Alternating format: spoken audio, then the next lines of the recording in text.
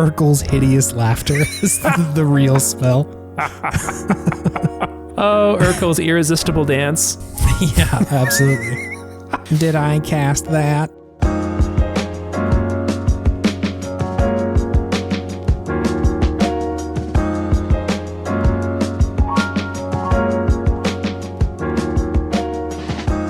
I have, as a preamble to this podcast, which is named Video Game Podtimism, the Optimist video game variety show where two best friends talk about the wonderful world of gaming. My name is Chase.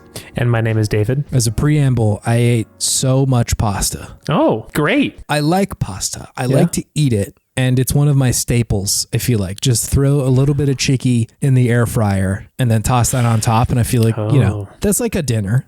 You're rocking the air fryer. I do rock the air fryer. I know that's like very millennial of me to do that, but it's so easy to cook shit in there. I really don't have to worry about like babysitting a whole chicken breast on the stove top. I can just like cut it up into little bits and throw it in the air fryer, and it's done in like literally 5 minutes. This isn't an ad. I'm not making an ad for air fryers. He's just trying to get that air fryer money. If Big Air Fry wants to sponsor us, I'm in. But I mean, I think Michael Jordan really needs to get in on the air fryer business. Yeah, man, if those would be so expensive. They would be real expensive, but just imagine it's him dressed up like a fryer. I don't know if it would be funnier if it was like a religious fryer or like the equipment fryer, just like dunking, trying to dunk. I love the idea of Michael Jordan with like the haircut that is everything but the top. Fryer cut, yeah. Yeah, the fryer cut. Dunking an air fryer into a basketball hoop. That sounds pretty sick. I mean, it would sell. Someone sell. Would buy that. The air fryer Jordans is like not a bad thing. But anyway, I have cursed myself because now I'm like pasta drunk. Oh. Which is to say, like, a little bit sleepy, but I have so much carb energy. You carbo loaded too early. I carbo loaded, and I've put myself in this position where it's like, I want to take a nap, but I also want to like lift weights or something, just like push. Man, that's a very confusing state to be in. I think it's perfect for podcasting. I'm sleepy, but I want to push. A sleepy push. That like cool, strong guy energy, I'm just going to do this deadlift over here, but I'm just going to close my eyes real fast while I do it. It's fine. I'm going to bench press and talk about Kirby or something. Very nonchalant bench press. Just clearing plates. I don't know who this bit is for. This weightlifting gamer bit. I mean, I'm into it. I get it. Yeah. I feel it. David, I need to hear what's going on in your gaming life. My gaming life.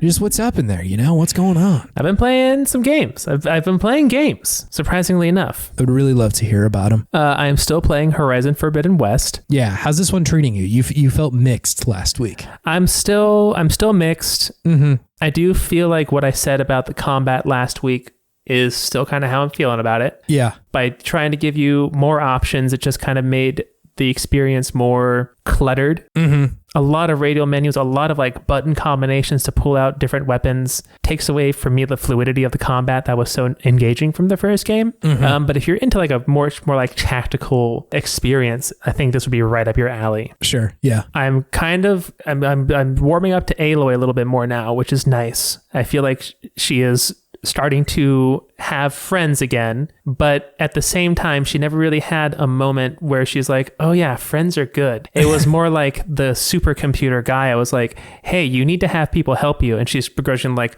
okay, mom. So it didn't feel like it was like a big character growth moment for her. Yeah. Which is a little disappointing, but we'll see if they touch on it more. So I do think that that's not the end of that character arc for her. I didn't beat it, so I don't know the answer to that question. Mm-hmm. But I feel like they have to, because like so much of the game, you are just seeing people working together or not working together, and like how they can like isolate themselves. Like I think about that first town that you run into. Yeah. And like the like kind of shitty mayor has just like totally isolated himself from everybody else and is trying to like run this city his way, and it's just like not going very well. Mm-hmm. And there's like so many other people that you meet that are like kind of trying to pull together and like do shit together, running up against like his ideology and it not working very well. Yeah. Like that cook who's like, I'm just trying to feed people, man. Like I need stuff to be able to cook. Just trying with. to cook over here. I am trying to cook. Let the man cook. Let the man cook. And like it just throughout that, there's a lot of instances of that, of like one person's kind of like single-mindedness and isolation in that.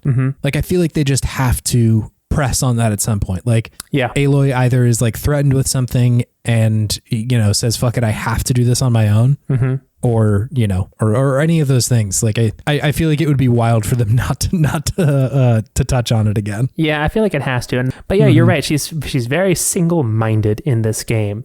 And that's not necessarily a bad thing, but it's gotten to the point where like everything to her is like an obstacle, like friends and enemies and everything in between. You know, even people who are like really trying to help her. She's just like, oh, you're just going to be dead weight. Yeah. So I think there's just like a little bit of toxicity to that kind of rubs me the wrong way. But I'm happy to see that she's at least listening to the supercomputer algorithm program to let people help her out. Yeah. Which has been, you know, good for her so far. It's been, you know, paying dividends. But yeah, I'm curious to see kind of where that goes still. But you know, really, I think I just want to see like what's going on with the sci-fi elements of this story right now, because they're pretty wild. Yeah. Yeah. And that's still what is really driving me in this game. I'm glad that I'm just focusing on the main story mission because there's just so much. And it's just like it's a sensory overload already with just how beautiful the game is, and then just an overload of dialogue trees and things to do as well. Yeah. So they went with the maximalist approach with this game, which once again is not a bad thing. It's just, for me, open world games are a lot more enjoyable nowadays when they're more like a Breath of the Wild or an Elden Ring, where it gives you so much more room to kind of like breathe and just experience the world without, you know, so much going on. For sure. But I am having a better time with it now that I've ratcheted down the difficulty, and I'm just kind of mainlining the main story. We'll see if I stick around afterwards to like do some of the side missions, because these side missions are pretty intensive. Like they are long side missions that you can get distracted by. And I do want to see more of the map. I think that's really what's going to kind of keep me in this game too. It's just because, especially because it's supposed to be, you know, parts of California too in this game. I want to see if I can go find spots that look familiar. I love that. I love that in video games. I do too. You know, just like GTA 5, especially because I lived in LA for a while. I just love driving around and be like, I have seen like this almost exact same view of the city before. It's just wild. But fun game, has its flaws, but I'm still chugging along in it. So it's at least keeping me engaged, which is saying something. But the game I've been playing the most, and the game that I have now beat, Chase, is Baldur's Gate 3. Oh, wow, you beat it. Gate Fest has come to a close. Gates are closed. The gates are closed until they open back up for my second playthrough. Yeah, I'm sure next week. Probably. Yeah. I really have some ideas cooking for what I want to do. I want to do like a weird little guy. I feel like that is the natural arc that anybody has in Baldur's Gate. They make like one way too hot first character. Super serious.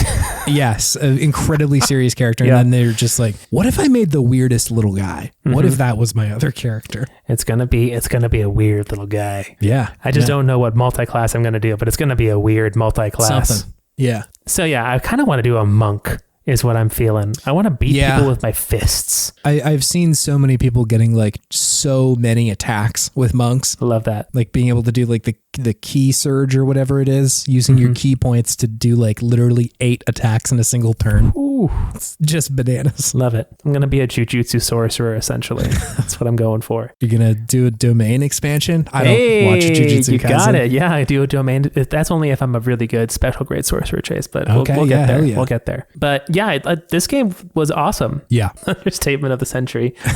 But I really feel like it hit its stride again in like the last maybe like 5 to 8 hours of the game, where it starts to, you kind of start feeling the pull towards the finale, and you start going through all of the companion characters' side quests and finishing those up. You finally have Baldur's Gate all mapped out. You know what's going on. And then it really hits its stride in the end. The ending boss, I thought, was well done. It's always, I think, hard for a game like this to do like an ending boss, a big boss well. Yeah. And I think they did it pretty nicely with this one. They managed to make the end of it feel weighty in a way that that you're right is very hard to do without just throwing like a gigantic character on screen and being like, kick his ass now. Yeah, here's Mehrunes Dagon, and your PS3 is gonna stutter at like 5 frames a second now. That was tough. That was a tough one. It's cool though. Have you done the sort of like epilogue stuff yet? Yeah, you're just like going around talking to people and like. How did you feel about the sort of way everything wrapped up? I was listening to the Besties' Game of the Year conversation, and I know that some of them had, Griffin specifically had reservations about how the game ended and sort of didn't really like it. But that was also before they had patched in sort of the ending stuff. That it kind of ended abruptly. Yeah, and I think that's something that was probably a gripe of mine with Divinity 1 and 2, is that you go through this very long, arduous, epic journey, and then it doesn't feel like it lets you say goodbye to the characters for long enough. Because you really do make a connection with them, is the amazing thing that Larry is able to do with these games. So, and I'm of the generation of, Lord of the Rings, Return of the King, where you get 3 endings and the endings go on for 30 minutes, right? Of a movie. So many. Yeah. But I mean, I think it's appropriate to give closure to all of these different storylines that matter to you. And I think that, if I didn't have the epilogue area, because I remember I had read about this, like, oh, now we have like Wither's little party epilogue or whatever, that if I hadn't had that, it would have felt abrupt and not forced, but it, like I said, it wouldn't have given me time to process what had gone on and say goodbye to these characters on my own terms. Right. Yeah. So I do really think that the Withers epilogue section is very important and needed to make it feel like a satisfying ending. Because I felt good. Because they give you a lot of dialogue with the characters afterwards. You see how they're doing. Everyone's doing well.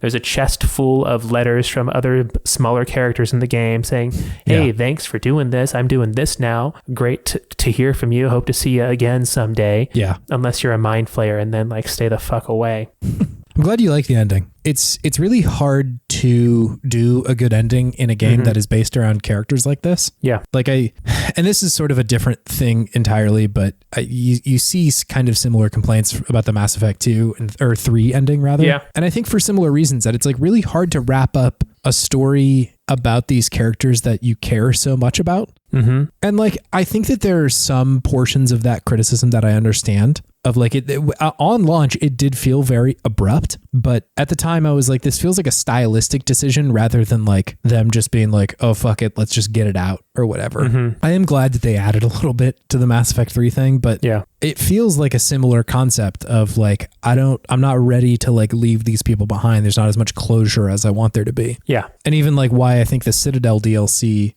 was so well received when it came out was because like you kind of get like a farewell tour with your bros in that game, and that's kind of like what's good about it. But it's so hard to make an ending that is satisfying for everybody, because inevitably everyone's gonna have like a favorite character or characters that they did or did not invest in, and that's just like so hard to account for. But I feel like they've done pretty well for themselves, like that the ending felt satisfying enough and like a big enough deal that I walked away being like, nice, that feels like closure, and I kind of got to say goodbye in the way that I wanted to. For Baldur's Gate 3? For Baldur's Gate 3, yeah. And in Mass Effect 3, to be fair. I wouldn't say that ending is perfect, but again, I feel like the endings that I think about that really stand out to me are games that are not centered around my own journey through character. You know? Like, the ones that I think about that are really good are like a very linear story with a very straightforward ending, you know, or not straightforward, but like one that makes sense given the beats of the story that I've already played out.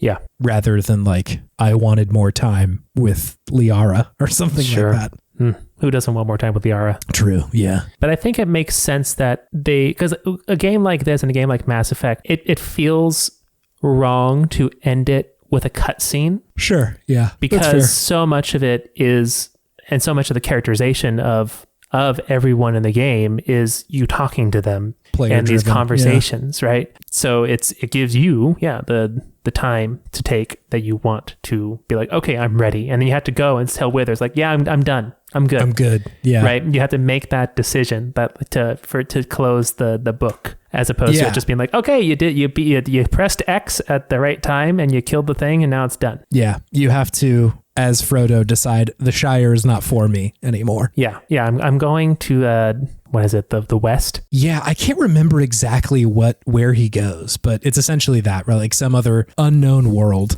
The land of the Mair, of Gandalf. Is that true? Yeah, the Valar. Right, yeah. God, there's so much knowledge in your brain, David. I have nowhere near as much knowledge of Lord of the Rings deep lore as I do Game of Thrones, but I know a thing or two. You know the name of a faraway place and some creatures and races. That's enough. That's enough to be dangerous. I'm dangerous in a lore fight with my Lord of the Rings knowledge. I could surprise somebody. But yeah, you have to, or like, I think you're right that it is satisfying to say like, I'm good now. I'm done. Yeah. I've said goodbye. I've said goodbye to my friends. I'll be back, but I'm done for now. Thank you. Yeah. That's true. It's a good point. I also loved Withers talking mad shit at the end. I'm obsessed with Withers. He's such a fucking funny character. He's Jurgle. Jurgle. Yeah, he's Jurgle. Who's Jurgle? Who is Jurgle? He's the original God of the Dead.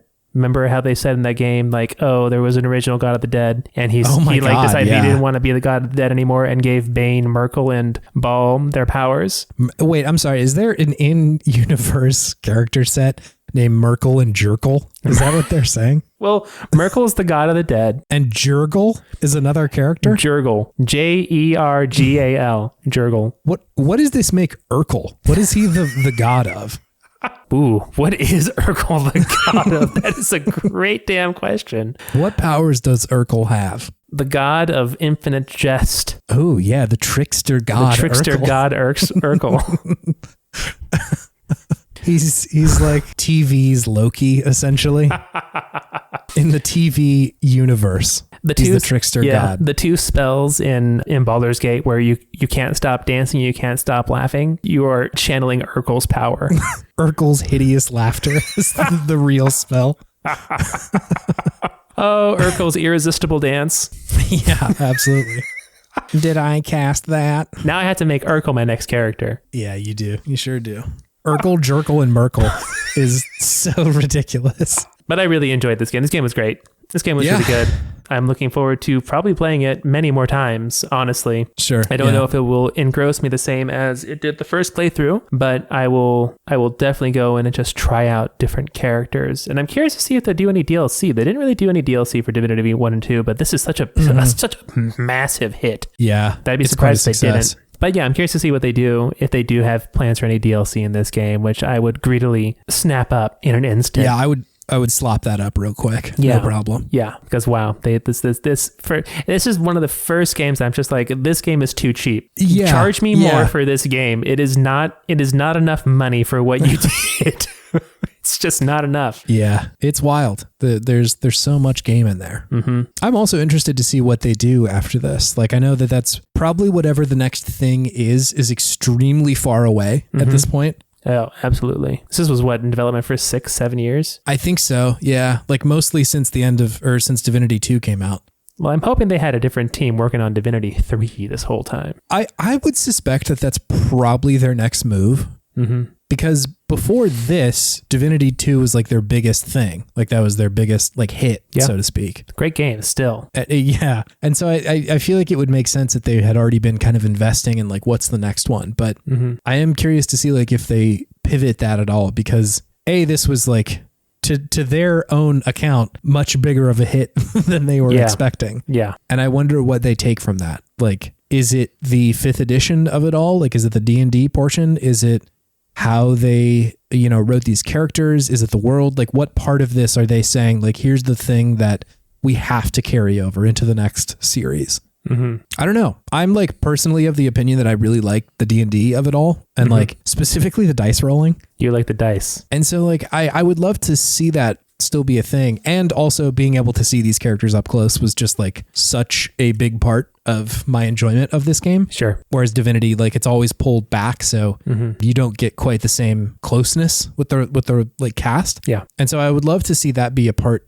or a thing that they carry through. But I don't know. Like I trust this company. They still continue to do so well. So I'm interested in whatever comes next. Yeah, I don't need the dice personally. Yeah. Because I've always felt like Divinity is a video game trying to be like a tabletop game, whereas Baldur's Gate is a tabletop game trying to be a video game, right? So I feel that there are some things in Divinity that felt a little smoother for me, especially like not having a working knowledge of Dungeons and Dragons. Yeah. How it plays was, was kind of a hindrance for the first like 5 or so hours of this game. Yeah. Whereas for sure. Divinity is much more a video game, Pretty it's like yeah. it's designed to be played as a video game, and it tells you all these things like very upfront. Yeah. But I do think that especially just the characters, I think is the big thing that the next Divinity, if they do another Divinity, would really benefit from, because even though they did, you couldn't get up close with the characters in Divinity, and they didn't have like the just superb motion capture and facial animations that they had in this game. Yeah, I still really like remember all of those characters. The voice acting was always good in those games. The characters have been great for a while. Yeah. It's not just Baldur's Gate. Yeah, they have always written compelling, interesting characters and large, dense worlds with layers of factions and motivations and enemies and allies that intertwine in such a satisfying fantasy way. Yeah, totally. That I think with this one, hopefully they could just have a bigger budget for whatever else they do in the future and just surprise us all again. Yeah. We'll see. I'm really interested. I think that they've clearly done something great here. And like, as we've made mention, and as the first, like probably 40 episodes of our podcast is a testament to, Divinity Original Sin 2 is also a very good game. So yes, they're clearly doing something right here in a way that I really appreciate. Yeah. And if you haven't played it and you enjoyed Baldur's Gate 3 and you've on like your 4th playthrough and you're feeling like, maybe I need something different, try Divinity. Yeah. It's good. It's a good game. It's also good. Yeah, totally. But man, what an experience. Where do you even go from here? What other video games are out there, David? I don't know. There's gonna have to be like a sacrificial step down. I think that's kind of what I'm using Horizon as. Yeah, you needed a stinker, or at least like not quite as good of a game. Exactly. It's not a stinker. Right. I know I have a lot of criticism for this game, but I think it's because I enjoyed the first one so much. I really loved Zero Dawn. I did too. I loved the sci-fi, how the story unfolded in front of you, how it was very obscured, like what the fuck was going on in this world, and the discovery with Aloy of it all. Whereas and then this one, I just don't feel as invested for one reason or another. I don't know. It's still hard for me to kind of put my finger on it, but it's just not resonating the same way. And I think it might be that there's just not as much mystery in this one. There's the mystery of what is going on with these people who have all this advanced technology, but it's not like this global what the fuck ended the world sort of mystery, which felt more compelling. Yes. Yeah, I'm with you. I think the mystery was the thing that was pulling me through in Zero Dawn. Yeah. And like you had brought this up last time. I do think there is a simplicity to the first game, as much as it is like that style of open world game where there is a lot to do. And there's a lot of like map markers. Yeah. It is by comparison fairly constrained. It's lean. It's leaner. Yes. Yeah. Right? Leaner, maybe not like perfectly lean compared to something that doesn't do that, or even like, I guess just in their approach compared to like Breath of the Wild or Elden Ring or something like that. But I know that's, I don't know. We don't have to get into the whole thing again, but like, I do appreciate that they are kind of putting their flag in the ground and saying like, this is still a valid kind of game. Yeah. I think that this, or like Zero Dawn and specifically Ghost of Tsushima, are both like great examples of like, this still works and you can still do this. You just have to like put some care into it. Yeah. But it does feel less lean than the last one did. Yeah. I just feel that these types of games, more than any other, just start to feel like a lot very quickly the more you put in. And even if it's just like a little bit of an extra tweak, there's just already so much going on in these games that just a little bit more can feel like a lot more, as far as, for sure. Side mission wise, different things you can do in combat wise, crafting wise, item wise. So I think, like you said, it has to be done with care and still considering the balance of it all. It's true, because when you're thinking about like something like Elden Ring, I feel like a lot of their ethos is how much of it can we take out and have it still be good, right? Like not not take out the places on the map or the things in the game to do, but just like how much explanation of this game can we take out? How many tutorials can we remove? How many cutscenes do we actually need until it's like, this still feels like it has the soul of the game. And this is like everything that we need in here to make it feel appropriate. Yeah. Whereas like with the Horizon Zero Dawn and all these, like they're adding shit. And I don't think that more is necessarily bad, but you do have to be careful with the shit that you're adding, that it doesn't become like a burden or cumbersome. Exactly. You know? Yeah. Just like with anything, like cooking, too many spices just doesn't taste like anything. Right. Got to get that salt level right, man. Exactly. But also what you said about Elden Ring, I thought was interesting, because I feel like they just kind of took their same ethos that they take to everything, which is just pare it back. What are the essential things that we need? You know, with Dark Souls, it was what the story was pared back like crazy. The combat was pared back like crazy. And then for Elden Ring, it was the open world is pared back exceptionally compared to other games.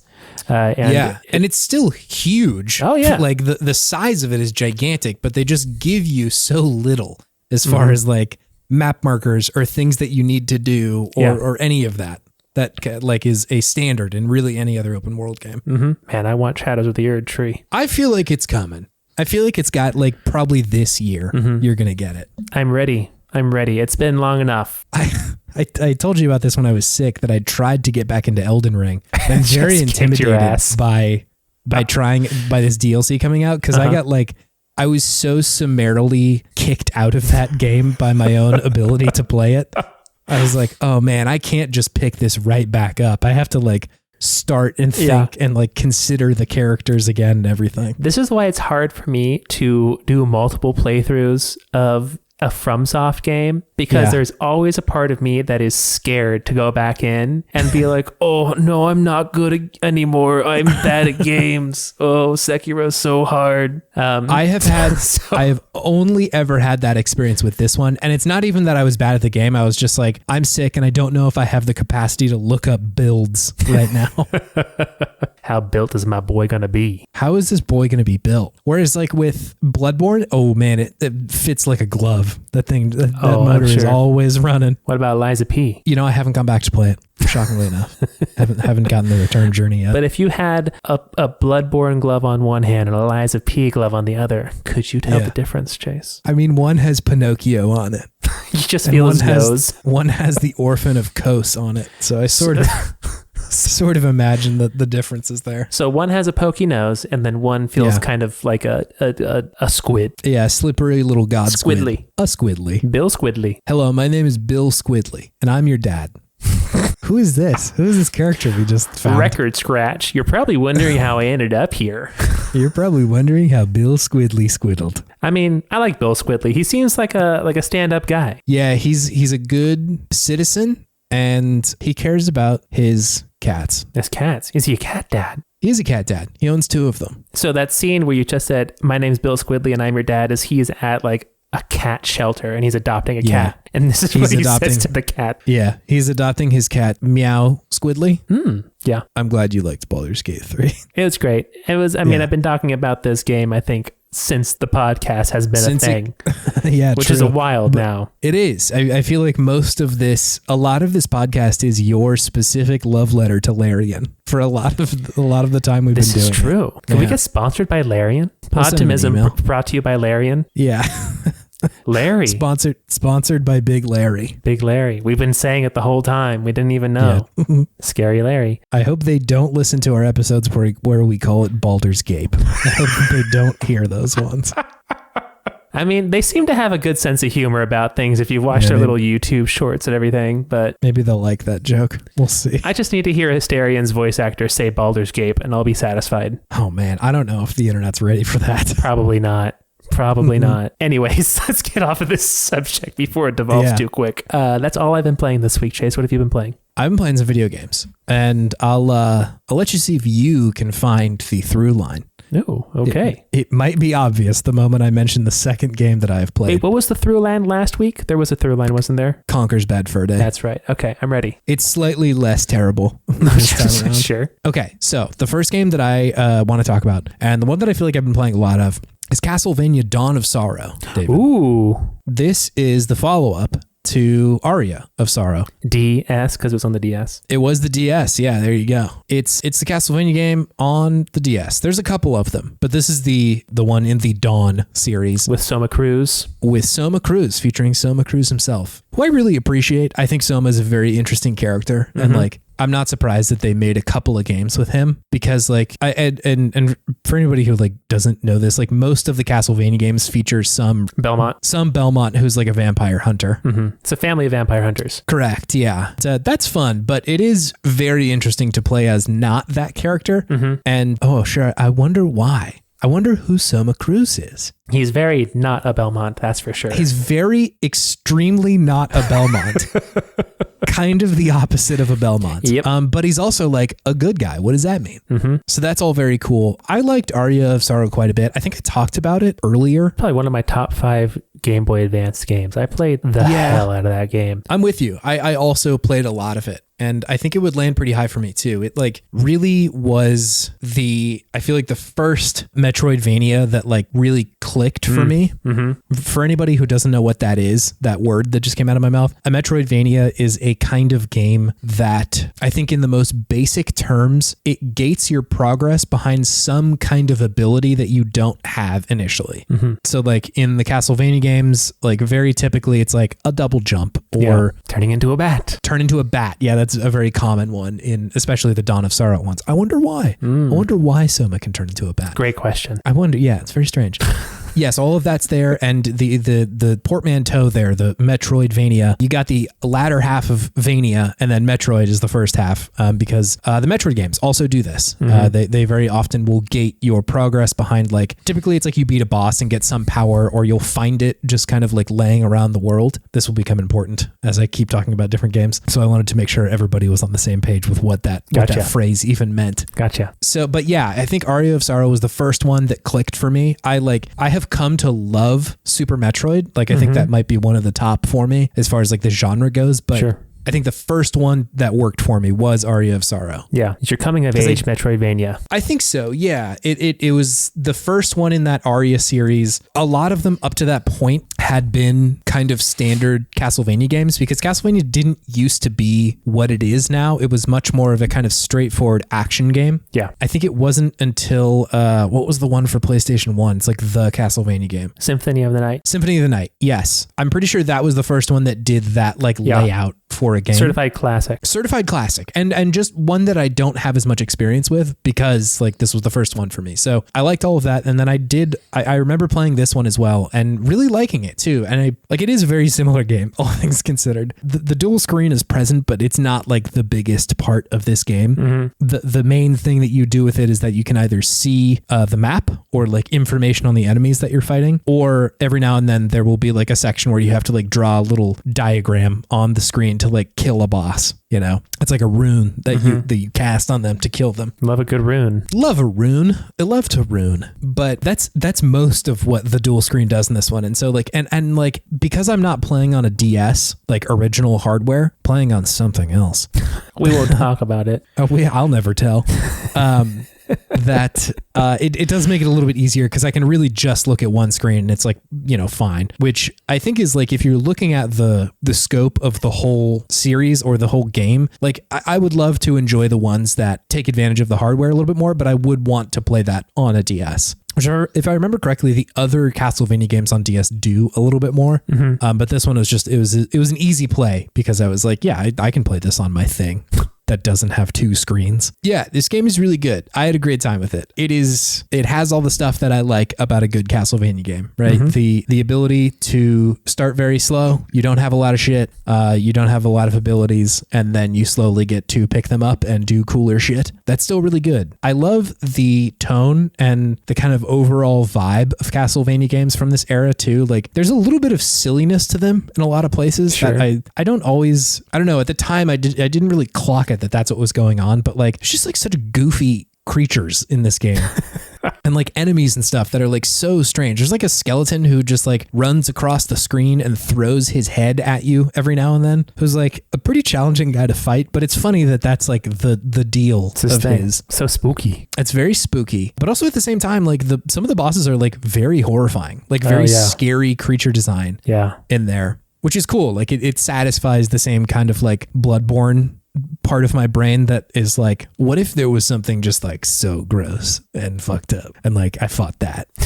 Like that part of my brain is very, very satiated by the monster design or the boss design in this game specifically. But that, and then the like side characters that you hang out with, specifically the like shopkeeper and the like weapon fuser that you have, there's like almost a will they won't they between the two of them. Interesting. Which is very funny. Also, I don't know why they did this, but a lot of the marketing material and a couple of the cutscenes in this game have such a different style than Aria of Sorrow had. It's like this weird early 2000s anime style where like Soma Cruz has like strange anime eyes and anime hair, which is like very bizarre to play it in 2024 and experience those things. But still, I'm like, this feels like a relic in some ways. Yeah. The overly anime style. Yeah, exactly. But like the actual game itself looks so similar to both Aria of Sorrow and Symphony of the Night.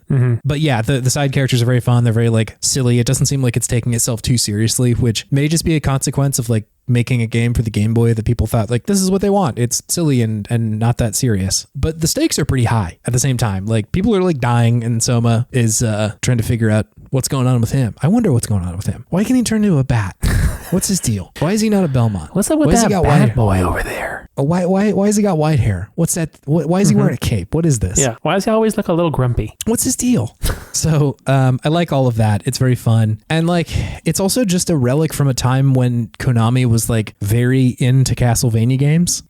It's a real bummer what they've like made out of the series recently. I looked this up, the last Castlevania game to come out that was like a game, like a video game, a full-blown video game, is I think Lords of Shadow, which came out in 2014. It was a long time ago, which is a bummer because like there are other games listed as like, hey, here's more recent Castlevania games that we've made, but they're almost entirely slot machines. So like not the good stuff, which is so bizarre again, because like you see how good Metroid Dread was, and like that's the other half of the name of this genre. Like you can do it. Metroid. Yeah, you can do it. I don't know. I would just be so interested in what a modern Castlevania even looks like. Like what is that game after this like genre has essentially like grown around this series? Because that was kind of the question too with Metroid was like, what was, the last like big mainstay Metroid game? There was the Samus Returns one for the 3DS. Yeah. But like it was a series that hadn't really had a lot of like new stuff happening in it for a while. And so it was cool to see Dread. And I feel like the same thing is true of Castlevania, that like this game came out in 2008, I think. Sure. And the last one came out in 2014. Like the genre has like exploded since that point. It's like so many games are trying to do exactly this. And so like, what does that look like anymore? What would a Castlevania game even be? I'd be curious. It is sort of a shame that the answer right now seems to be slot machines. Slot machines.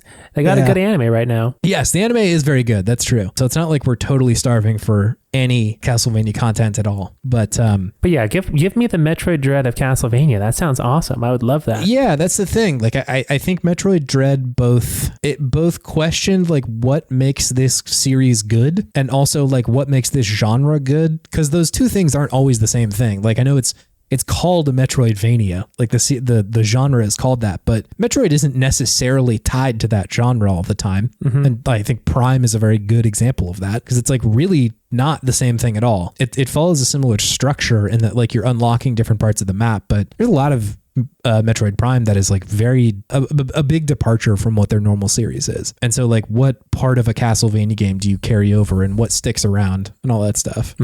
I also like, we've talked about some of the 3D Castlevania games. I've never played one that I'm like, wow, that is an essential Castlevania game. They've always been interesting experiments and oddities, it feels like. Yeah. None of them have been like, oh my God, that's a 10 out of 10, perfect, amazing castle. Like none of them hold a candle to Aria of Sorrow or Dawn of Sorrow. So anyway, I had a great time with this game. It's really fun. It does suffer from the old there's a good ending, which can be challenging because I want to get it and they don't always make it super clear. But this one kind of does. It does say like, your friend told you to wear this thing. You should do that. Put it on. Soon. Yeah. Yeah, you should do that. Oh, I think I remember that bit. Yeah. Crucial. Truly crucial at the end there. Crucial. Yeah, you get a very different ending if you don't do that. So yeah, I really love this series, and I think this is one of the ones that is like really amazing. I'm interested to check out Order of Ecclesia for DS. I've heard Stephen Hilger talk about that on Into the Aether before, and like had some fun things to say about it. I don't remember which Castlevania landed on their list of DS games that they were like essential, but for me this one's really fun. But again, maybe not the best use of the hardware, just because it is just kind of like, here is the map. But yeah, a fun game nevertheless. The second game that I've been playing, slightly less of, but still a fair amount, is a game called Metroid Zero Mission, David. Whoa, Metroids all across the board. Metroidvanias, here we go. Yeah, baby. I wonder what the third game could be. I'm excited now. I suspect that a lot of the things that I said about Castlevania are also true about this game. So there may be slightly shorter in content, but still. Metroid Zero Mission. If Aria of Sorrow was the first one to work for me, this one also was hot on its heels. This was GBA as well, wasn't it? Yes, yeah. It was a Game Boy Advance game. Man, they were cooking on the GBA. God, yeah. Just what a console. The Metroid Fusion had come out before this. And so I think that was technically the first one that I had gotten to. But Zero Mission is a kind of reimagining of the very first Metroid that came out on just the Nintendo, which is the regular old vanilla Nintendo. And I think that that was a really good decision. I like a lot of the games on Nintendo, but I think a lot of those games weren't they didn't find their thing immediately, you know? Sure. Metroid, you can see some of it in that Metroid game, right? Sure. Like the very first one.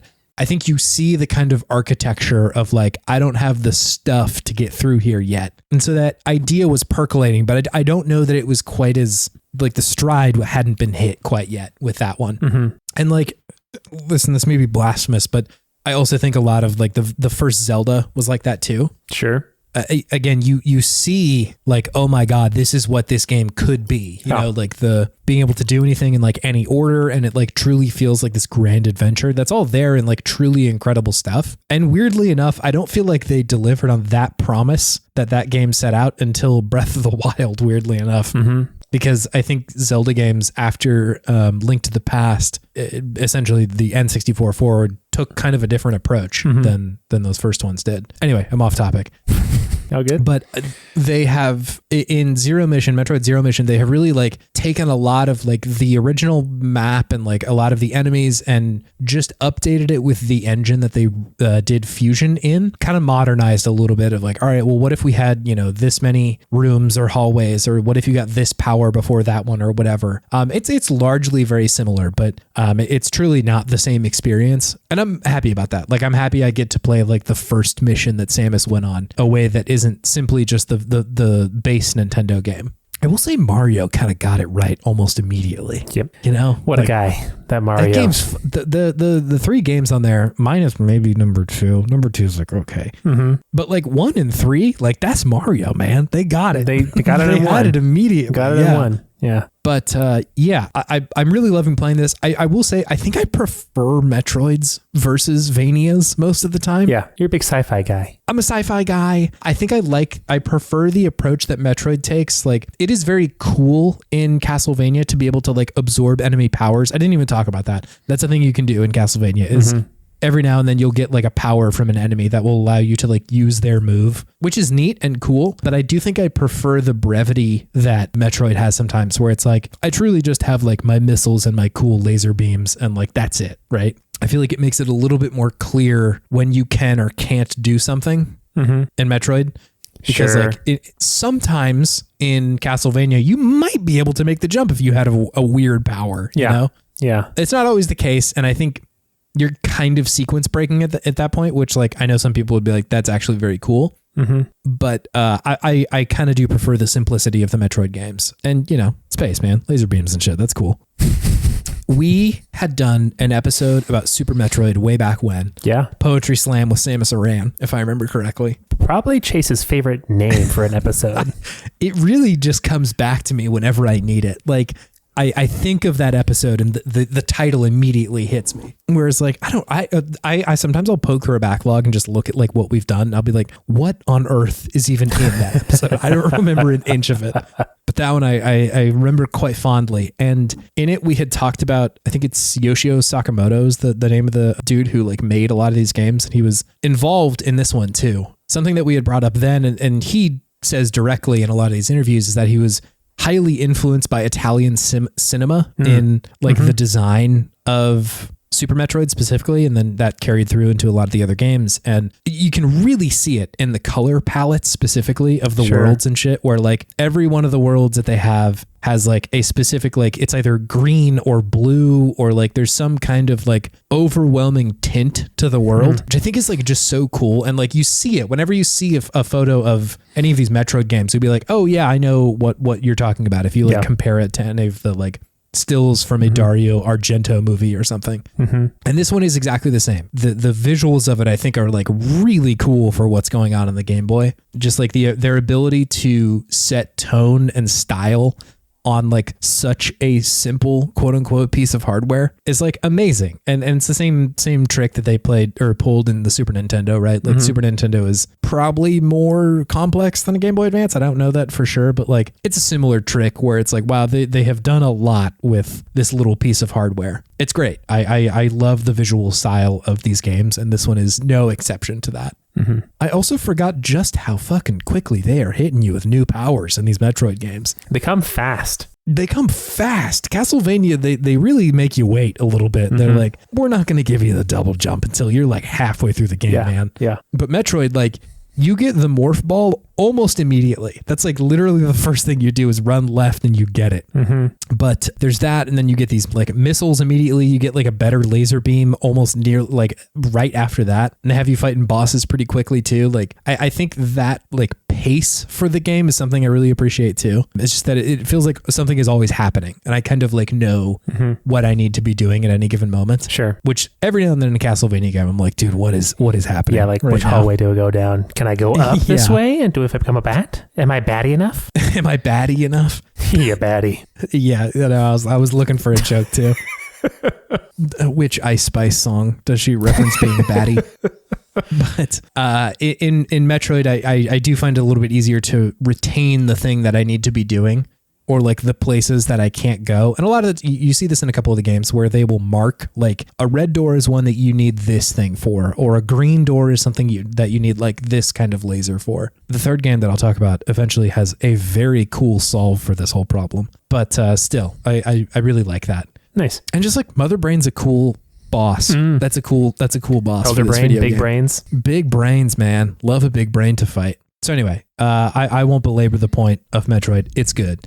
The thing that I really want to talk about, the third game, David, is Prince of Persia, The Lost Crown. Oh, I've heard this is good. Yes, it is very good. Nice. So this is the newest Prince of Persia game that came out pretty recently, and it is self-described as a Metroidvania, and it is immediately clear that that is the case. But I was very interested in what this looks like, because I think there are a lot of indie games that are Metroidvanias, right?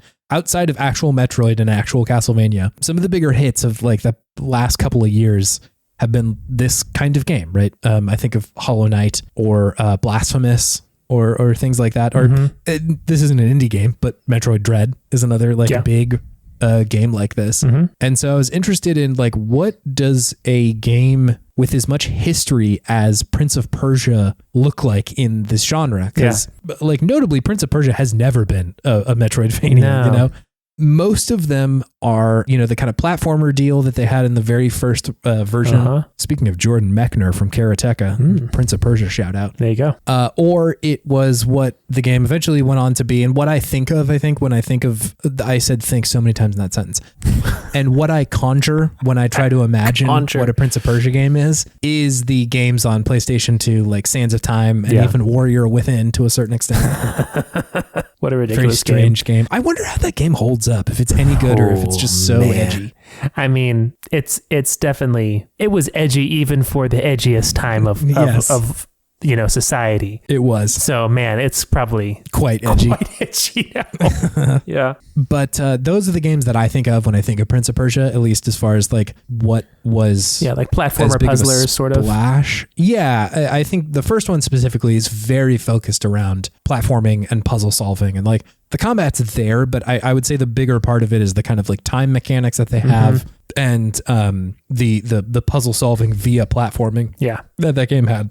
And so to have them come out and immediately say like, we're doing a Metroidvania game, I'm like, what on earth is this going to be? You know? And I'm happy to report it's the thing that it is good. It's a very good video game. Nice. I think that they have taken a look at like what made a good Prince of Persia game and what makes a good Metroidvania. And they haven't simply copied Castlevania or Metroid, that they have done more than that. Now I'll explain what I mean. It's not a Lies of Metroidvania situation. It's not a Lies of Prince. No, it's not. Lies of Prince.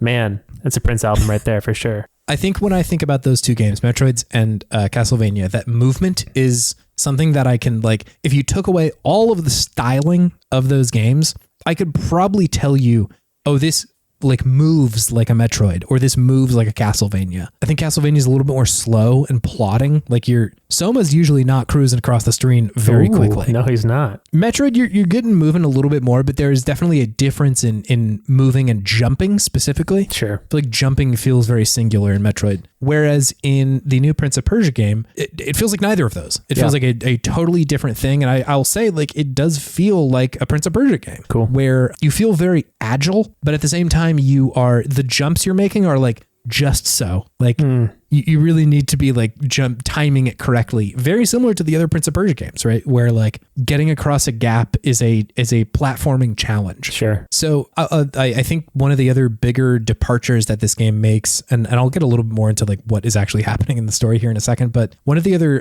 departures that this game has is that it takes a very different approach to storytelling. I think in most of the other Metroidvanias, they have taken kind of a Dark Soulsian approach to lore and story. Like Blasphemous and Hollow Knight are pretty sparse a lot of the time with like, what is even happening right now? That like you get a little bit of it via like characters that you're talking to, but it is closer to Dark Souls than it is to like, what am I thinking of? I don't know, like a big story game, right? With a lot of beats and dialogue. Uncharted. Perfect. Yeah.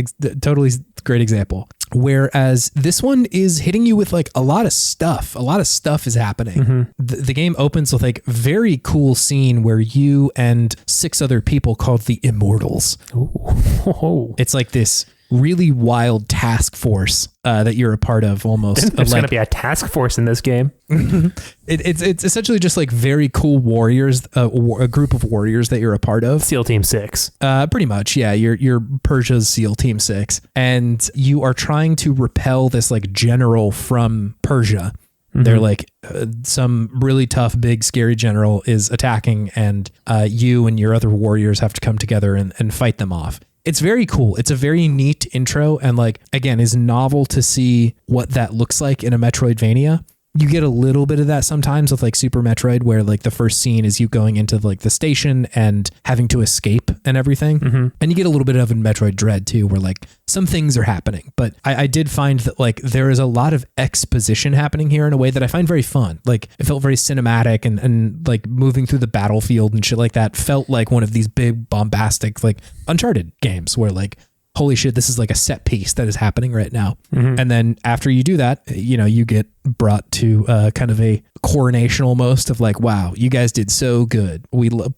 Our Queen of Persia loves the Immortals. They're doing great. Awesome. And then some stuff happens. Things break bad. Capital S stuff. Stuff goes on. And I won't ruin what that is, because I do think it's kind of a fun setup for the game. But the point being that like there is a lot more story in this game, and I really like that. I think that feels novel somehow in a Metroidvania. And I think just because like Metroidvanias have been coming in a time where Dark Souls games are also incredibly popular and like the new quote unquote thing. And I think a lot of people are seeing what they can take from that series. But because like Prince of Persia was never that, it already kind of had a take on like what 3D action games look like. Yeah. And what that means to them, that it's cool to see like, well, we're trying to bring what Prince of Persia is to this series. And in this case, it does mean like bigger set pieces and some story going on in a way that is tangible and kind of grounded in a way that, you know, like the other ones just are less of, and not for better or worse, right? Like the way that Hollow Knight tells its story is amazing,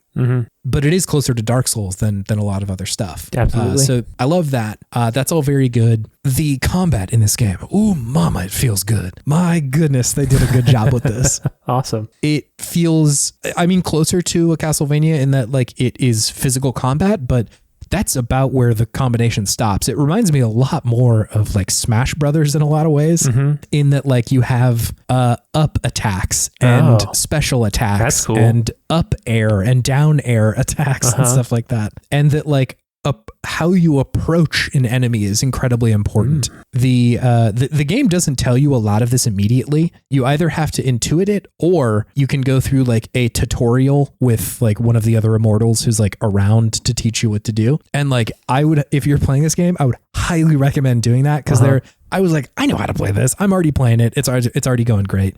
No, I sure did not know how to play this, because it teaches you like, okay, if you're trying to fight a larger enemy, like you're not going to be able to push them in this way. They're heavier than you. So like, how do you do that? Or how do you ensure that you're essentially like breaking their guard? Or, you know, they don't say this, but they're like, hey, there's like invincibility frames here, and they might start attacking. How do you handle that problem? There's also a parry that they give you immediately. And they do the very kind thing of whenever there's a attack that is parryable, that is like, you can instantly kill someone if you do it. There's a big yellow like glow that they get to them. Yeah. So you can see like, oh, I can parry them. Press the button. It is definitely not easy. I know that makes it sound a little easy if like they're telling you what to do, but it's not, you don't have a lot of time to deal with that. It's like fighting against the Emmys. If you get caught, it is mercifully a little bit easier than the Emmy fights,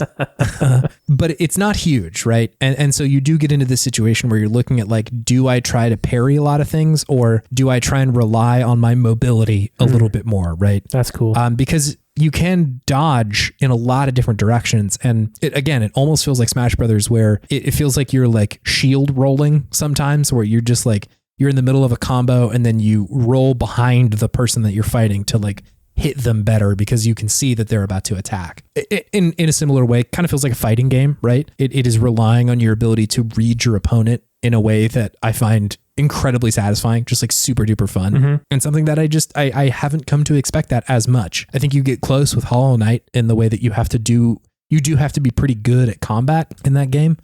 But I think Hollow Knight is pulling from like much different stuff, right? Like the fighting is a little bit less complicated. It relies a little bit more on platforming, right? The kind of like needle bounce that you can do in the game when you're above someone feels a little bit more like DuckTales or like Shovel Knight in the same way. Wow. Okay. Whereas this one feels much more like a 3D adventure game turned into a 2D Metroidvania. Again, I'm just sort of surprised that they were able to translate this as well into this genre as they have. One of the best things, and what I was saying was like a solve for a problem in a lot of these games, is that in the map, if you see something, like if you're in the game and you see something like, oh, I can't get to this ledge, or I can't get through this door yet. Can't reach that brick. I can't reach that brick. Then you can press and hold a button, and it will, on the map, place a marker. Great. Okay, love that. And it'll take a screenshot of what you're currently looking at and put that on the marker. So if you...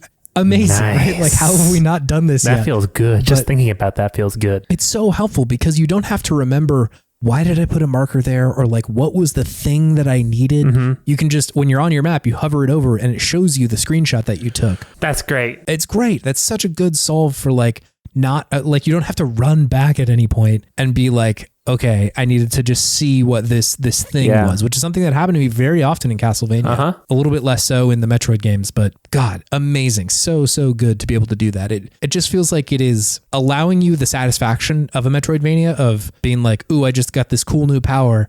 And I've seen this thing a million times on my way here, and now I can go to all these cool new places without having to make that be a memory game. Like just allowing you to go have fun and letting the game take a little bit of that pressure off, which again, just great. Chef's kiss. Love that.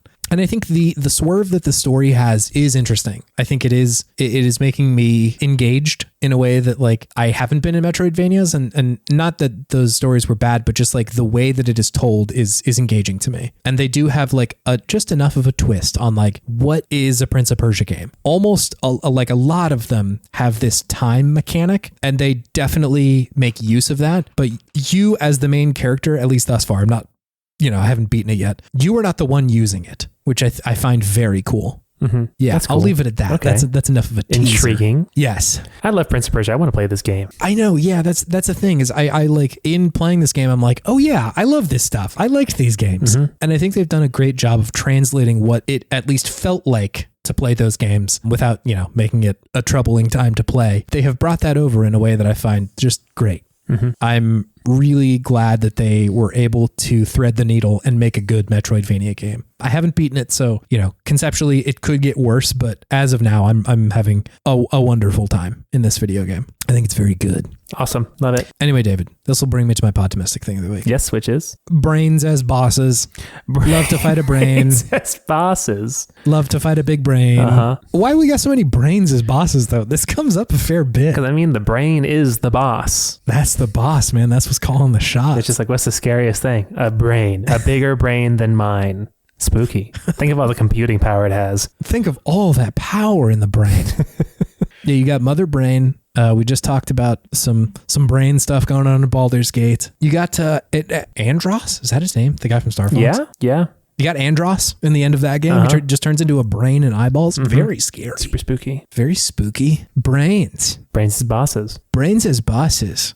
Very fun though. I love a brain boss. It's very cool. If you think about it, our brain is the real boss because it's the thing preventing me from beating the video game. Yeah. It's true. It's the thing preventing me from living. It's brain. You can say that again, sister. David, do you have something? Picture of the Hulk just uppercutting a brain. Barely a brain in the Hulk. Anyways, yes, there is. And it's a good epilogue. Yeah, absolutely. Yeah, it's a good epilogue. I love when a game lets me just kind of, it wraps everything up. Gives you not just the end of the game, but an end to the characters as well, or at least a nice ending point for the characters. And it doesn't just feel like it kicks you out. I just love it. If there's just a little bit of game for me to just walk around and just see these people again, see the environment as me controlling the character after the final cutscene, it just makes me feel much more like the game is complete. Even better if there's a couple little missions at the end that just kind of round things out. Yeah. Yeah. So it's just, I think it's the best way to end a game personally. I'm with you, especially in those games where story and character is such a big part of it. What other games have epilogues? I feel like God of War recently had one. Yeah, there was the post game and definitely the here's the rest of it. Red Dead Redemption 2 got a big old epilogue. That one was great. A legendary epilogue. Was very good. Red Dead Redemption 2 is one of those games that the more I think back on it, the fonder I think of it. The more I don't remember the controls and punching my own horse, and I just think about the story. Yeah, this is one of my hotter takes is that I'm not crazy about Red Dead 2. I'm with you on that, but the story is what sticks with me. Yeah. In the long run, I'm just okay, I think more fondly of it at that point. The story that they told and the way that they told it, I agree. I'm wow, that was actually pretty good, right? The death of this kind of Wild West through the story of Arthur Morgan. Yeah, man, I'm into that.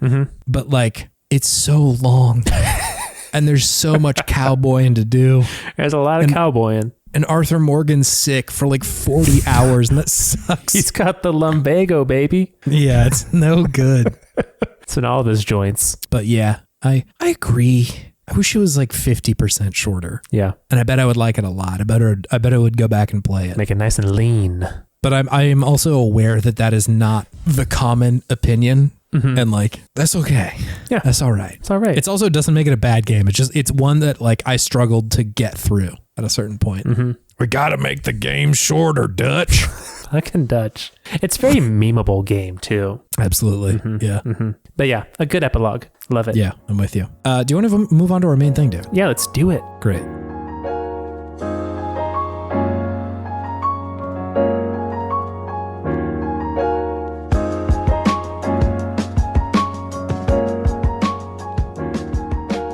Hey, it's Good Games.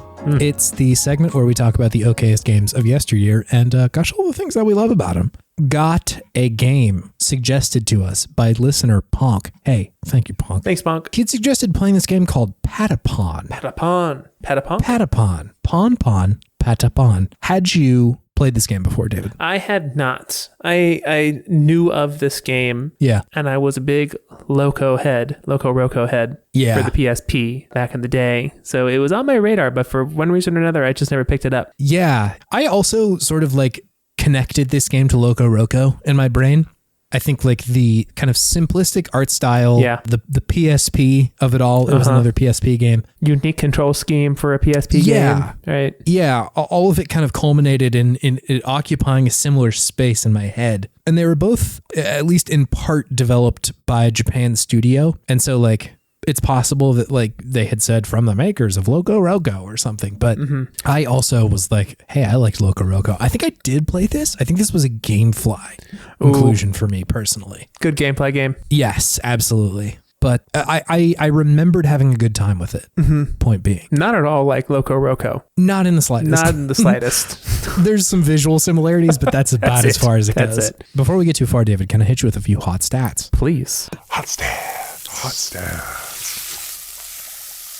Patapon came out February 26th of 2008 for PSP. It was, like I mentioned before, made by Japan Studio and Pyramid Inc.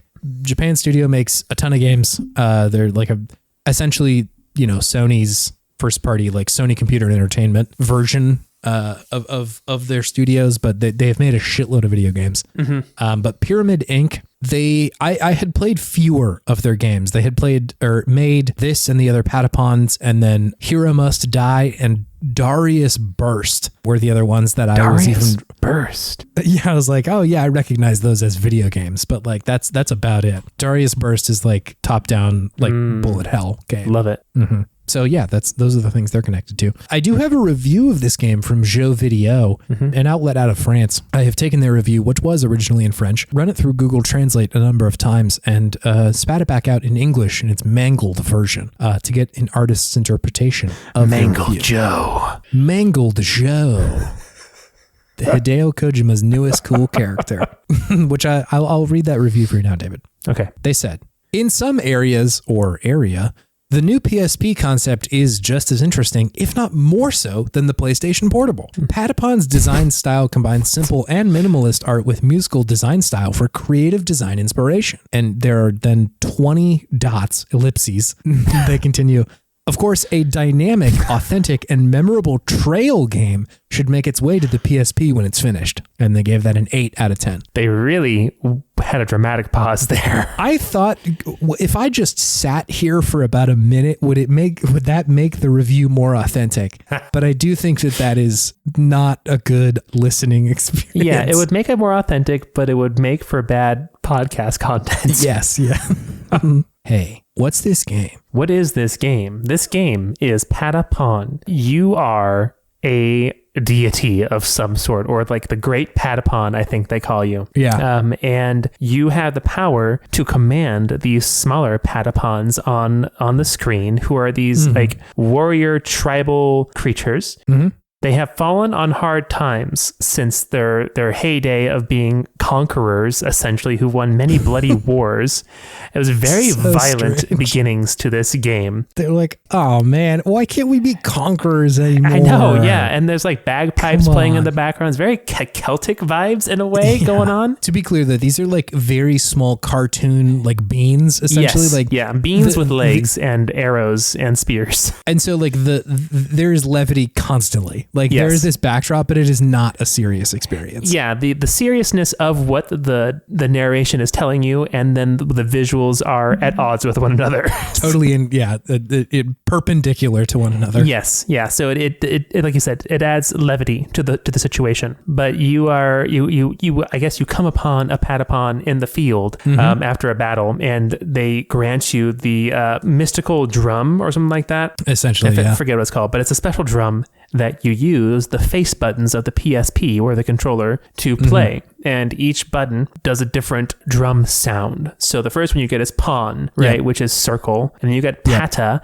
which is square. And I think you get Chaka, which is triangle. And I don't know if you get one for X because I didn't get that far. But yeah, so if you if you hit the buttons in a rhythm and then you do different combinations of the button, like Pon, Pon, Pata, Pon, and like a 4/4 time along with the music that is playing through the game, will march your little Patapons forward. Whereas Patapon will cause them to attack. Yes. So you are constantly doing this call and response with the characters and the game, where you are listening to the beat of the music and you say, okay, Pon, Pon, Patapon, go forward, and then they will respond. They'll say Pon, Pon, Patapon, their little cute way, and they'll march forward.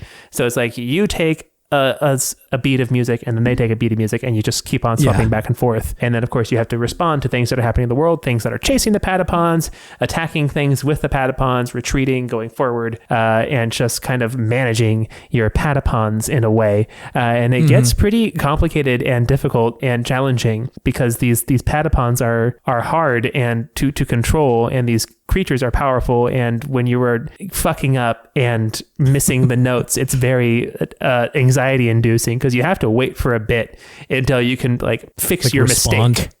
Yes. if you miss a measure of music that goes badly for you. The Patapons also talk mad shit. They're like, dude, what are you asking me to do? Yeah, I'm so confused, great Patapon, please communicate correctly. So yeah, they will talk shit. Also, the other like creatures in the world are terrified of you. They're like, oh god, it's the Patapons, they're coming. Oh man, am I the bad guys? The whole time I was like, these are like imperialist, colonialist fascists that I'm commanding here. They'd been taken down. The head of the snake had been killed by the natives, and now they're back. Their god has been resurrected. This is a horror story for the other characters in the world. That's the video game. How did you feel about this game? What'd you think playing through it? I enjoyed it. It's very unique. It is a very unique game. Yeah. I had to turn off my soundbar because it was messing up. The latency was just enough to make it unplayable. So I had to play it through like my regular TV speakers. But once I solved that, I was like, okay, I get what's going on here. It's interesting. It's much more of a strategy game than I thought it was going to be. It's quite strategic, I would say. You really have to be thinking ahead and considering what you're going to be doing, maybe like 2 or 3 measures ahead of where you are to really be effective, especially when you start getting like larger groups of Patapons. It's like there's like resource management that is going on in this game to a pretty significant degree, I would say. So it's a lot more cerebral than I thought it was going to be, but it makes a pretty interesting marriage between the strategy and then keeping a rhythm at the same time.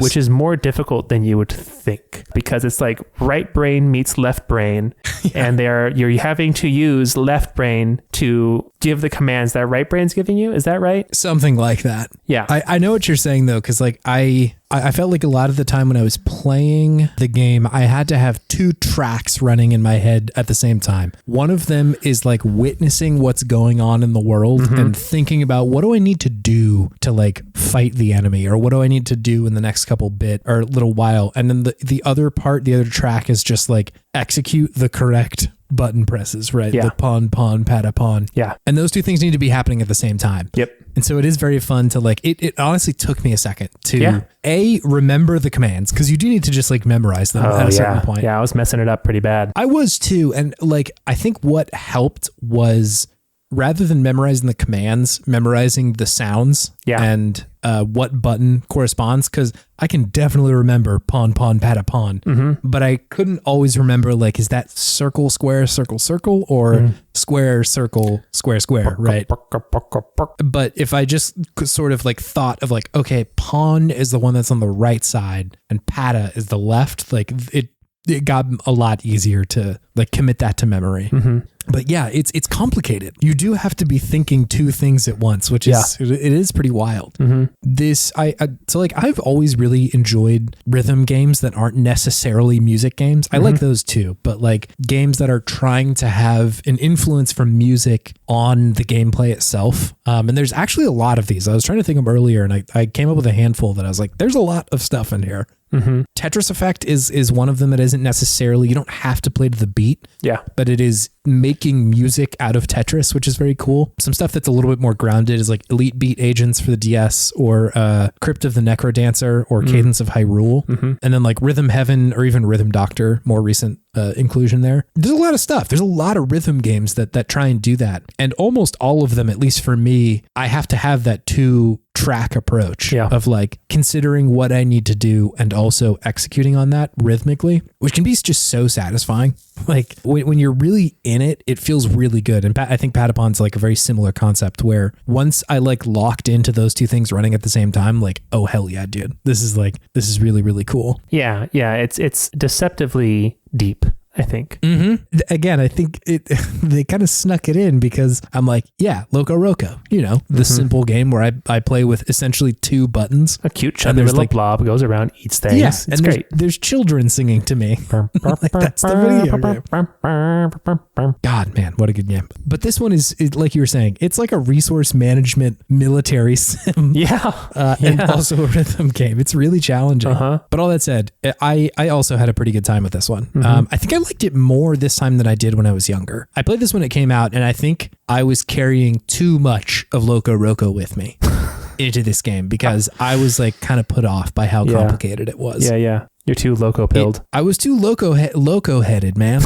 But yeah, I think meeting this game where it was is helpful. It's another game that reminds me, or at the very least feels like it is so intentionally designed for the hardware. Like, because this was on PSP, like it's a lot more limited of control scheme. I think that they did really well to essentially just make you focus on the button presses. Like, here's the kind of simple thing that you need to be doing with this, the control scheme we have. And it's not to the same degree, but in a similar sense of what Loco Roco did, with like just the two shoulder buttons being the thing that you interact with. It's really interesting to see like games that some of them are clearly reaching for like, God damn it, what if we just had another analog stick? Wouldn't that be so cool? Coded Arms and shit like that, where they're like, it would be so sick if we could just have one more cool analog cool, stick. Bro. This game would be so good then. But you have stuff like this and Loco Roco, and even Kingdom Hearts Birth by Sleep that is so intentionally being like, we are going to make this work, that there is a different control scheme that we can do here. Yeah, we're doing something totally different. Yeah. Ponk had brought that up in what I'd asked him for his feelings about this game. And he had brought up similar stuff on the subject of Patapon. He had to say, Patapon was one of the few games that I ever remember buying or playing for the PSP. This and Loco Roco, so another connection, live rent free in the same apartment in my head next to Kingdom Hearts Birth by Sleep. There you go. As simple as it is, it's so addictive, and I loved the stark colors and design. Imagine this on an OLED screen nowadays. Despite the tiny size of the PSP screen, they managed to pack a lot of life and character into such simple models, which is a sign of great design in my book. Absolutely. Yeah, it's I agree with that. Like, it does look good on OLED screen. Yep. They like up-res this. I was playing on the PlayStation 5. Yep. They have like a version of it on their like PS Plus network or whatever. And it does look really good nowadays. In the same way that like Loco, like the colors are really stark and really interesting. In the same way that Loco Roco was, right? Like it just looks phenomenal. That was the end of that thought. That is the end of my thought. That was the end of this podcast. But yeah, I think they really hit on something here, especially considering that like they put out more sequels. They did. There's 2, right? Yeah, I think Patapon 3 was the most recent one. They're also making a follow-up, Ratatan, I think is what it's called. Oh. I think it was like a Kickstarter. So when are they going to let me hook up my old Rock Band drum kit to the PS5 and then play the game that way? I would love to play this game like that. That would be so cool. Or like a DK, the bongo drums. The bongos, yeah. Or the taiko drums. You put 2 of the bongos, you duct tape them together so one of them is vertical, so you have like all 4 buttons that you can hit. It's like Neil Peart's drum kit, but it's all just DK bongo drums. It's just like all bongos all the way down. 360 drum kits, all DK bongo drums. Oh man, that'd be awesome. Yeah, that rocks. I love that. What other feelings do you have about this? My other feelings are Patapons are nasty, crazy little creatures. There is kind of a like undertone of violence in this game that is very strange. They are very primal, very id, you know? Yeah, it reminds me of the section of Spore where like the canonical thing you have to do is like as a tribe go and just beat the shit out of the other Spore creatures on your planet. There's other creatures here, go kill them. Yeah, you're like the dominant, you have to become like the dominant species on your planet. Yeah. You can't make treaties with them. You can't all get up there together. No. That's not a part of Spore. Kill or be killed. It's kind of nice that the design of this game is the way that it is, because it would be kind of a bummer to just be like playing Total War Rome or whatever and be like, now it's time for Pon Pon Patapon. Yes, Pon Pon Patapon, and then just a rain of spears through your enemies, blood all over the screen. M-rated Patapon, who knows? Could work. But yeah, it is helpful that they have the silly version of it. I think it is definitely taking the cutesy approach to a lot of this stuff so that it doesn't ever feel like, oh my God, that is terrible. I can't believe the horrors we're committing, the atrocities. No one tell the Geneva Convention. No. No one tell the Hague. I also appreciate that it doesn't have the like one glaring horrible thing about it like Loco Roco did in the character design. It's a big stain on Loco Roco's legacy, it unfortunately. Really is. It's such a bummer. And like it's not the main thing about it, but every time I play it, I'm like, ay. Yeah. I think there's an angle you could sort of approach and be like, well, we're kind of like commodifying like a vision of tribalism that is not great, but like they're little beans, you know, like little it's beans. Not they're just little creatures. I feel like it is not very loud with the kind of bummer stuff in there. You know, absolutely. I agree. Not as much as Loco Roco is. God, dude. Yeah. It's just the one big glaring issue. Yeah. But yeah, I appreciate this game a lot. I think just the sheer concept of it is something that I really like. Maybe a little bit more than playing it, but I really appreciate just the sheer creativity of like, look at how weird this game is. Look at how different this is than anything you've ever played before. Yeah. No, it's great. It's one of those games that is totally unique. There's no other games that have this style of gameplay. It's just Patapon. Now Ratatan. It's literally just this one. Yeah. It's true. There are so many rhythm games, but none of them quite like this. No. Good game. Good game. Do I have anything else to say about it? Is that it? I think that's it. It's like a deceptively simple video game. It is. Deceptively simple on the surface and simple in how you play it, but internally it is. Yeah, in execution, very challenging. Well, cool. All right. Well, we can leave it with that, man. Talked about Metroidvanias for 2 hours. Why not just have this little bit of Patapon? We've talked about this for like 30 minutes. Yeah, I guess that's true. It's been a bit. I go through the time warp sometimes. I'm never really sure what up is down. Or I had the pasta preamble, which is the pasta preamble. You know how that do. We the carbohydrates. Anyway, Ponk, thank you for your suggestion of Patapon. Very fun game. Yeah, thank you.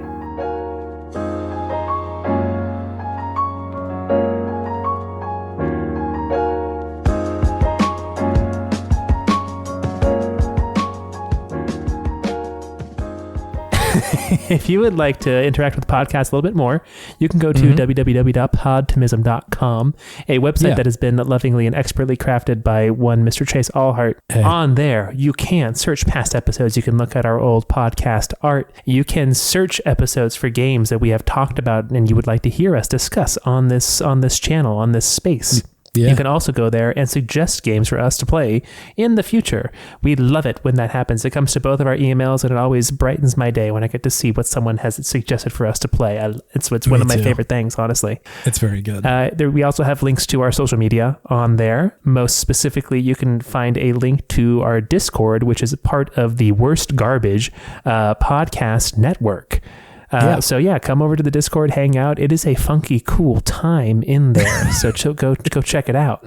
It's got a new funky mode. It's got a new funky mode. It's got an old funky mode and a new funky mode. So it's got the real funk. Yeah, it's true. Thank you, Scout Wilkinson, for our beautiful podcast art. It is gorgeous. We love it. It always also brightens my day when I get to see it. Mm-hmm. Chase is checking to see if her commissions are open. You can go to co-fi.com/humblegoat to check her out. No, they're not open right now. Got to get them while they're good. She's in demand, everyone. So calm down. Just calm down already, please. Okay.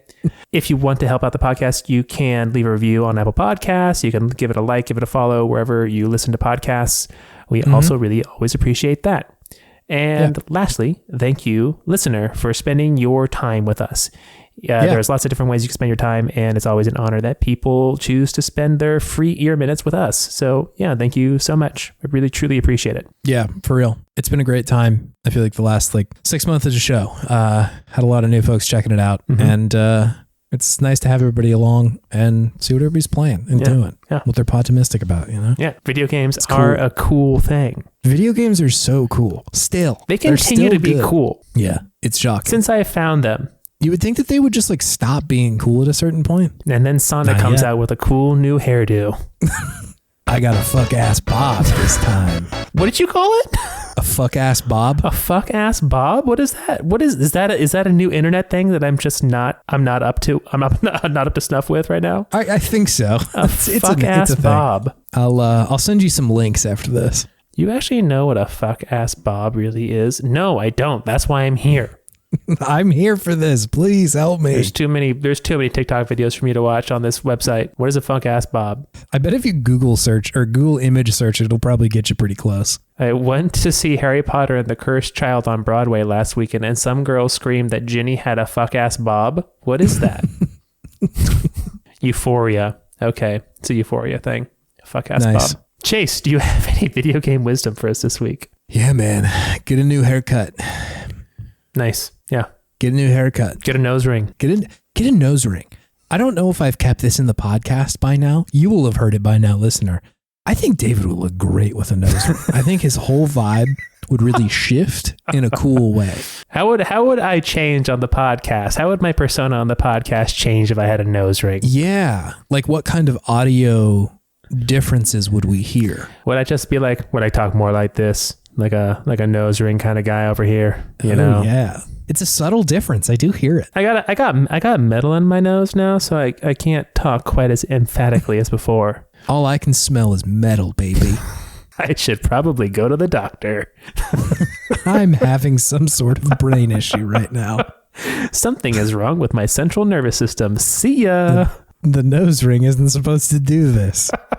They told me specifically I should still be able to smell. Exactly. Yeah, the nose ring is hot and pulsating. Something is wrong. I shaved my mustache earlier today, which is kind of a new haircut if you think about it. It sure is. It feels like a new time. I feel like we're definitely still in winter, but I feel like my brain is sort of mentally shifting from the second half of winter here. Yeah. Shaving the mustache. I'm going to go get a real haircut tomorrow. Ooh. I'm going to get a real fuck ass Bob. Nice. Yeah, I think it's just time, Chase, I think that by shaving the mustache, you gained +5 charisma, but you lost 5 strength. Yeah, that makes sense. I think that's the stat marker for a mustache, right? Riz goes down, strength goes up. Mm-hmm. What would you say if I got a nose ring? What would happen with my stats? Yeah, how would your character sheet adjust? That's a good question. What is the stat for sex appeal? Is that charisma? I'd say it's charisma. I think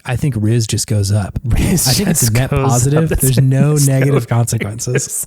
I do feel like the one thing that you have to consider with the mustache equip is that you also gain access to the skill dad bod. Yeah, true. which is just buffs everything for a couple turns. A good 3 turns, you get a buff to across the board. It's like a barbarian rage.